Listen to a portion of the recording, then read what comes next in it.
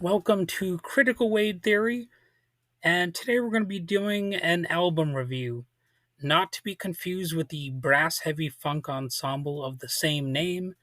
Today I'm talking about Soul Rebels, the 1970 album by the Wailers that marked a turning point not just for the band, but for reggae music as a whole. Released in 1970, as I said, Soul Rebels was the Wailers' second studio album, but more importantly, it was their first collaboration with producer Lee Scratch Perry, a true visionary and sonic alchemist who helped shape the DNA of reggae. Perry once said, "The studio must be like a living thing, a life itself. The machine must be live and intelligent. Then I put my mind into the machine, and the machine performs reality." So, a real philosophy there behind the studio gimmickry that really helped bring this record into a mass audience. And that quote tells you everything about how he approached production: experimental, spiritual, deeply intuitive, however you want to call it. It was innovative. And with Soul Rebels, that energy collided with the lyrical power of Bob Marley, Peter Tosh, and Bunny Wailer. The title track, Soul Rebel, is pure rebellion in rhythm. Marley channels the voice of a defiant spirit, proud, conscious, and unbreakable. This song would become one of his foundational anthems, capturing the essence of a movement in 3 minutes of bass heavy poetry. So, Soul Rebel is definitely a worthwhile track, and of course, Bob Marley is one of the biggest, well, he is the biggest figure in reggae music, but at the same time, we can't overlook all of the other elements that were put into this album, all the other musicians, and just the overall vibe of the album. I don't think it was just Bob Marley. And this album doesn't just sound different, it feels different. Perry stripped away the polish, no sweeteners, no fluff, just raw, analog truth. That production style laid the groundwork for what we now recognize as roots reggae: honest, earthy, and at times deeply political. So it was released on the label Trojan Records in the UK and Upsetter Records in Jamaica.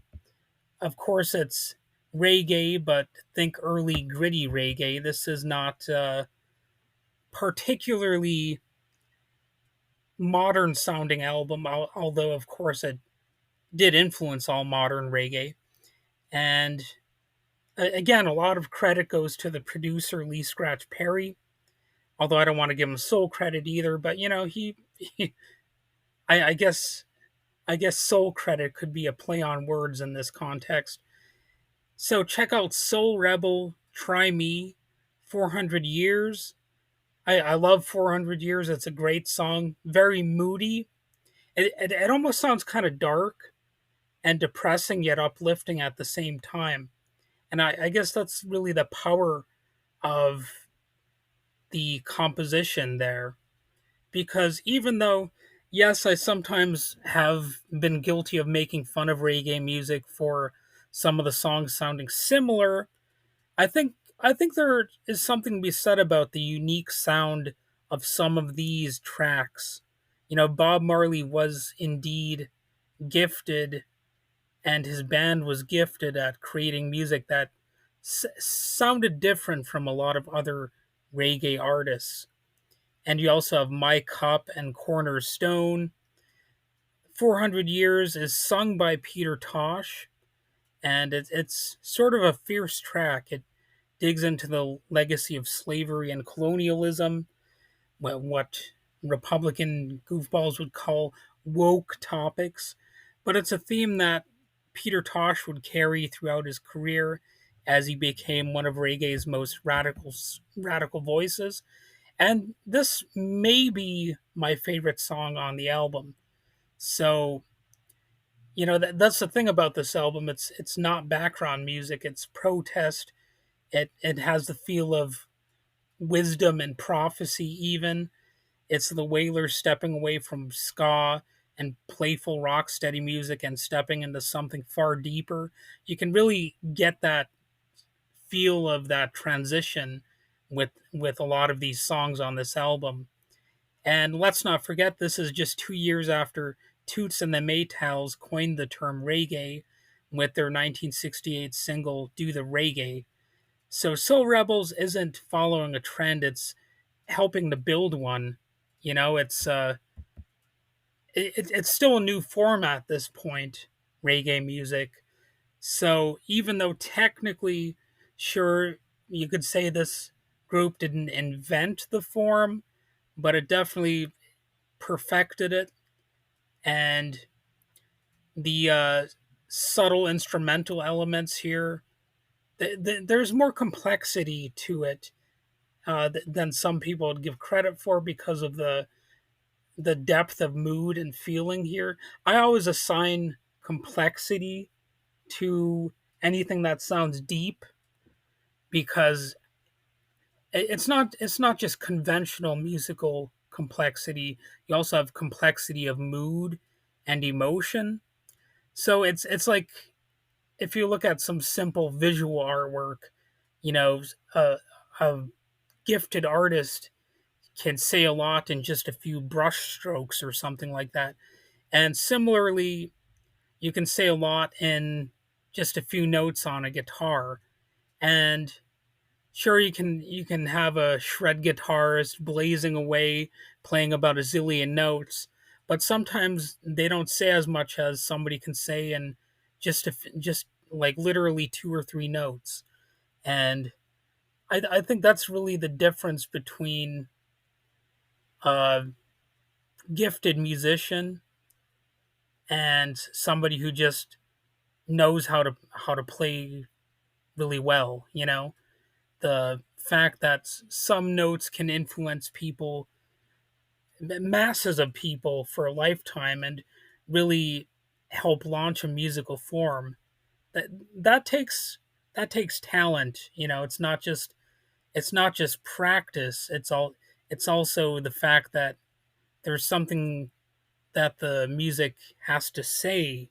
You know what I mean? It's not just music for the sake of making notes or whatever.